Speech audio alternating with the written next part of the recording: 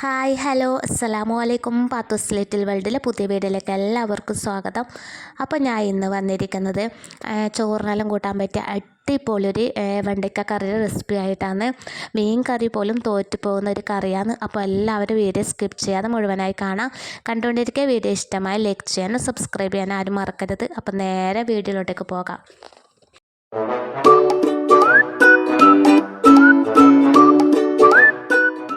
അപ്പോൾ ഇതാ ഞാൻ വെണ്ടയ്ക്ക എടുത്ത് വെച്ചിട്ടുണ്ട്. നല്ല വൃത്തിക്ക് കഴുകിയിട്ട് എടുത്ത് വെച്ചത്. ഇതൊരു 200-250 ഗ്രാം അതിൻ്റെ അതിൽ അടുക്കെ ഉണ്ടാവും. വെണ്ടയ്ക്ക അത് കാണുമ്പോൾ നല്ല തന്നെ ആയിരിക്കും, പക്ഷെ കട്ട് ചെയ്ത് നമ്മൾ നോക്കണം. അതിൻ്റെ ഉള്ളിൽ പുഴു എന്തെങ്കിലും ഉണ്ടോ നോക്കണം. അപ്പോൾ പുറമേ നല്ലതാണെങ്കിലും ചിലപ്പോൾ ഉള്ളിൽ നിന്ന് കേടുണ്ടാവും. നമ്മൾ ചോറ് വെക്കാൻ നേരം എല്ലാവർക്കും ഇല്ല പ്രശ്നമാണ്, എന്താ കറി വെക്കേണ്ടതെന്നുള്ള ഒരു ആലോചനയും. മീനൊന്നും കിട്ടിയില്ല, പിന്നെ ഭയങ്കര റിസ്ക്കാണ് ഒരു കറിക്ക് വേണ്ടിയിട്ട്. അപ്പോൾ നിങ്ങളെ വീട്ടിൽ വെണ്ടയ്ക്ക ഉണ്ടെങ്കിൽ ഇതുപോലെ ചെയ്ത് നോക്കാം. നല്ല ടേസ്റ്റുള്ളൊരു കറിയാണ്. നമ്മൾ എപ്പോഴും ഇറച്ചിക്കറി മീൻ കറിയെല്ലാം കൂട്ടുന്നതിൻ്റെ ഒരിടക്ക് ഇതെല്ലാം വെച്ച് കൂട്ടുമ്പോൾ ഒരു വെറൈറ്റി കറി തന്നെയാണ്. നല്ല ടേസ്റ്റാണ്. ഏകദേശം ഒരു എന്താ പറയുക, ഒരു സാമ്പാറിൻ്റെ അതിൻ്റെ ടേസ്റ്റായിട്ട് വരും. പിന്നെ എന്താ പറയുക, മീൻ കറി പിന്നിൽ നിൽക്കും, അത്രയും നല്ല ടേസ്റ്റാണിത്. അതുപോലെ തന്നെ ഇത് കറി വെക്കാൻ വേണ്ടി ഒരുപാട് റിസ്ക് ഒന്നുമില്ല. ഒരു 10 മിനിറ്റ് കൊണ്ട് തന്നെ കറി ആവുകയും ചെയ്യും. ഞാനിത് കട്ട് ചെയ്തിട്ട് എടുത്തിട്ടുണ്ട്. ഇത് കട്ട് ചെയ്ത് വെച്ചത് മാറ്റി വെക്കാം. ഞാനൊരു പാത്രം സ്റ്റൗവിൽ വെച്ചിട്ടുണ്ട്. അതിലേക്ക് കുറച്ച് വെളിച്ചെണ്ണ ചേർത്ത് കൊടുക്കുന്നത്. വെളിച്ചെണ്ണ ഒഴിച്ച് ചൂടാക്കാൻ വെച്ചിട്ടുണ്ട്. എണ്ണ ചൂടായ ശേഷം അതിലേക്ക് കടുകിട്ട് പൊട്ടിക്കുന്നുണ്ട്. പിന്നെ അതുപോലെ തന്നെ ഉലുവയും ചെറിയ ജീരകവും കൂടി ഇട്ട് കൊടുക്കുന്നുണ്ട്. പിന്നെ ഇതിലേക്ക് ഒരു ഉള്ളി വേണം. പിന്നെ ഞാൻ കട്ട് ചെയ്യുന്ന വീഡിയോ ഒന്നും എടുത്തു വെച്ചിട്ടില്ല. ഒരു ഉള്ളിയും അതുപോലെ തന്നെ എരിവിന് ആവശ്യമായ പച്ചമുളകും 2 തക്കാളിയാണ് വേണ്ടത്. 2 കുഞ്ഞ് തക്കാളി എടുത്തിട്ടുണ്ടായിരുന്നു. അങ്ങനെ ഉലുവയും പിന്നെ ജീരകമെല്ലാം മൂത്ത് വന്നിട്ടുണ്ട്. ഇനി അതിലേക്ക് കട്ട് ചെയ്ത് വെച്ച ഉള്ളിയും കൂടി ഇട്ടിട്ടാകുമ്പോൾ ഒന്ന് വഴറ്റിയെടുക്കാം.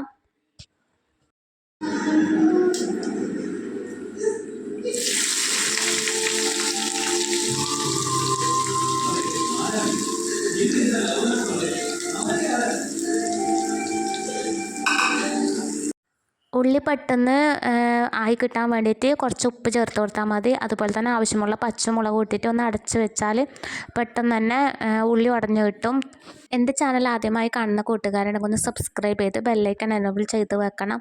എന്നാലേ ഞാനിടുന്ന വീഡിയോയുടെ നോട്ടിഫിക്കേഷൻ നിങ്ങൾക്ക് വരികയുള്ളൂ. അതുപോലെ തന്നെ ഒരുപാട് റെസിപ്പി വീഡിയോ ഞാൻ ചാനലിൽ ഉൾപ്പെടുത്തിയിട്ടുണ്ട്. അപ്പം കാണാത്തവരുണ്ടെങ്കിൽ ഒന്ന് പോയി കാണാൻ സപ്പോർട്ട് ചെയ്യുക.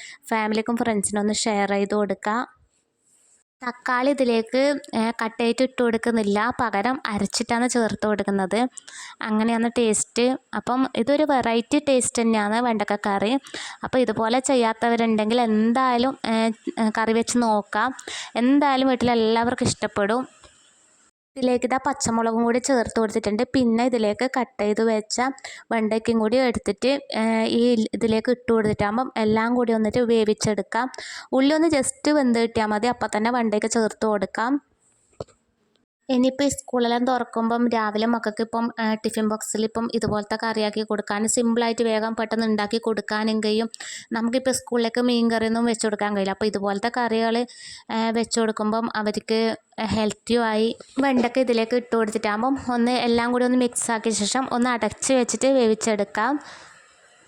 ഉപ്പ് ആദ്യം ഇട്ടതിൽ കുറവുണ്ടെങ്കിൽ പിന്നെ നോക്കിയിട്ട് ഉപ്പിട്ട് കൊടുക്കാം.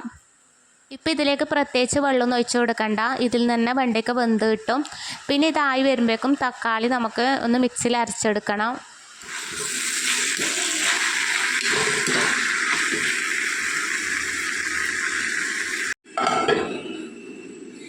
ഞാനിവിടെ ഇപ്പോൾ എടുത്തത് 2 കുഞ്ഞു തക്കാളി എടുത്തിട്ടുള്ളത്. പിന്നെ അതുപോലെ തന്നെ പുളിയും ചേർത്ത് കൊടുക്കണം. അപ്പോൾ ഞാൻ പുളി ചേർത്ത് കൊടുക്കാൻ മറന്നിന്. അപ്പോൾ ഞാൻ പിന്നീടാണ് പുളി ചേർത്ത് കൊടുക്കുന്നത്. അപ്പോൾ പുളി ചേർത്ത് കൊടുക്കുമ്പം ഈ തക്കാളി അരക്കുന്നതിൽ തന്നെ പുളിയും കൂടി ഇട്ട് കൊടുക്കുക, ഒരു ഉണ്ട പുളി.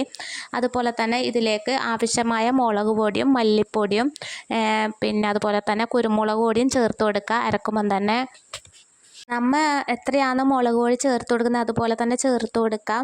പിന്നെ വേറെ മുളക് പൊടി മസാലപ്പൊടികളൊന്നും പിന്നെ ചേർത്ത് കൊടുക്കുന്നില്ല. ഇതിൽ തന്നെ ആവശ്യമായതെല്ലാം ഇട്ട് കൊടുത്തിട്ടാകുമ്പോൾ ഇതൊന്ന് അരച്ചെടുക്കാം.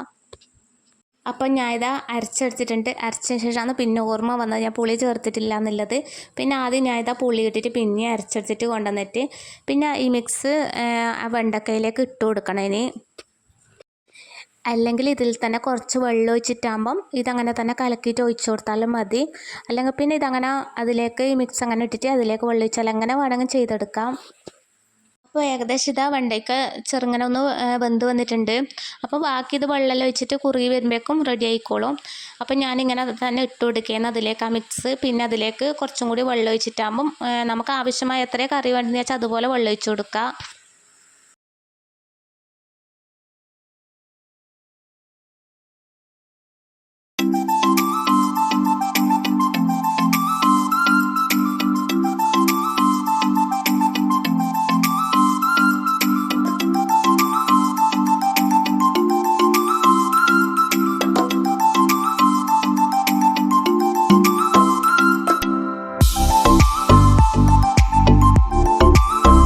ചെറിയ തീയിൽ വേണം ഒന്ന് തിളപ്പിച്ചെടുക്കാൻ വേണ്ടിയിട്ട്. ആടങ്ങനെ ചെറിയ തീയിലൊന്ന് പൊത്തി വെച്ചാൽ മതി.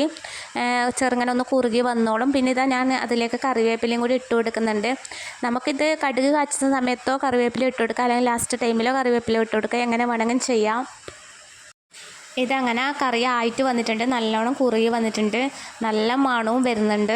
ഇത് വെണ്ടയ്ക്കയുടെ കറി എന്നൊന്നും പറയില്ല. അത്രക്കും എന്താ പറയുക, വെണ്ടയ്ക്ക് ഇപ്പം തോരൻ വെച്ചാലൊന്നും ഇപ്പോൾ ആരും കൂട്ടൊന്നും ചെയ്യില്ല. പക്ഷെ ഇതുപോലെ കറി വെച്ചാൽ കൂട്ടാത്ത വെണ്ടയ്ക്ക കറിയുടെ റെഡി ആയിട്ടുണ്ട്. ചോറിന് അടിപൊളി കറിയാണ്. അപ്പോൾ ട്രൈ ചെയ്യാത്തവരുണ്ടെങ്കിൽ എന്തായാലും ഒരു പ്രാവശ്യങ്ങൾ ഉണ്ടാക്കി നോക്കുക. കമൻറ്റ് ബോക്സിൽ അഭിപ്രായം പറയണം. അപ്പോൾ എൻ്റെ ഇന്നത്തെ വീഡിയോ നിങ്ങൾക്ക് എല്ലാവർക്കും ഇഷ്ടമായി എന്ന് കരുതുന്നു. ഇഷ്ടമായി ലൈക്ക് ചെയ്യാനും സബ്സ്ക്രൈബ് ചെയ്യാനും കമൻറ്റ് ചെയ്യാനും ആരും മറക്കരുത്. അപ്പോൾ ഇൻഷാ അല്ലാഹ് ഇതുപോലത്തെ നല്ലൊരു വീഡിയോ ആയിട്ട് തന്നെ വീണ്ടും വരും. അതുവരേക്കും ബായ്.